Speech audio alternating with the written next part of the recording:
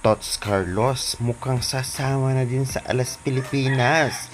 Valdez, Tots, Kyle at Kayla wala sa PVL on tour na paparating dahil nag-commit sa Alas Pilipinas. Valdez malaking impact sa pag-recruit. Syempre, grabe latest ito. PNVF, inahanapan ng fans. Grabe, bilyon ang nawala o milyon.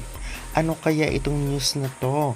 Atin yan itatopic this video. Kaya before that guys, please naman, huwag niyong kalimutan mag-like, comment, and subscribe, and pa-hit the notification bell for more PBL UAAP volleyball updates dito sa Pilipinas. Maraming salamat sa support.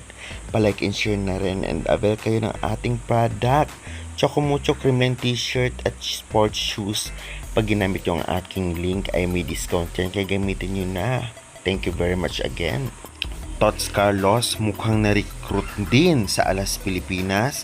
Well, kung atin tatandaan, unang na-recruit ng Alas ay si Valdez from Creamline na talaga namang naging impact ito sa Volleyball Nation. Hindi lamang sa fans, kundi sa mga players. Nakatanggap man si Valdez ng pangbabash galing sa basher dahil nga parang kinukonsinti pa daw nito ang PNVF, ngunit para sa kanya kailangan niya maglaro para sa bansa. Ito ang kanyang reason kaya naman marami ang talagang gustong pumasok kahit marami ang nag-withdraw dito nga sa Alas Pilipinas dahil kay Valdez. Masasabi nga natin na iba talaga siya kapag nasa national team at kahit sa ibang team sa PVL ay talagang marami siyang napapahanga at naiingganyong fans at players. At ngayon, bukod nga kina Kyle Negrito, Kyle Atienza, si Tots Carlos mukhang magkukumit na rin dito sa Alas Pilipinas.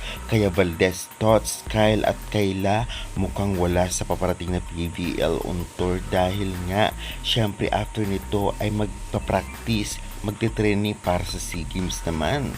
Kaya guys, totoo nga ba ito? Sa tingin nyo, malaking kawalan kaya sa Creamline si Tots? Pa-comment nga dyan sa baba. At ayon nga sa Sports on Air, na talaga namang isa sa mga lead sources pagdating nga sa sports news, ay saan nga ba napunta ang pera? About nga, matapos umani ng kontrobersiya ang PNBF matapos mabunyag na bilyon-bilyong piso mula sa government at pribadong sponsor ang inilaan para sa pag-host ng bansa sa 2025 FIVB Volleyball Men's World Championship.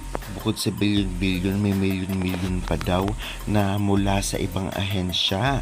Saan nga ba ito napunta?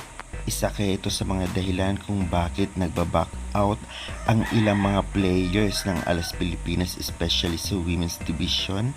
Kaya naman syempre talagang namimilit silang may mga mapasok naman na kahit sina Valdez ay talagang nainanyayahan. Kaya ano kayang nangyayari sa loob ng PNVF? Totoo nga bang may anomalya? Pa-comment nga dyan sa baba and pa-subscribe for more valuable updates.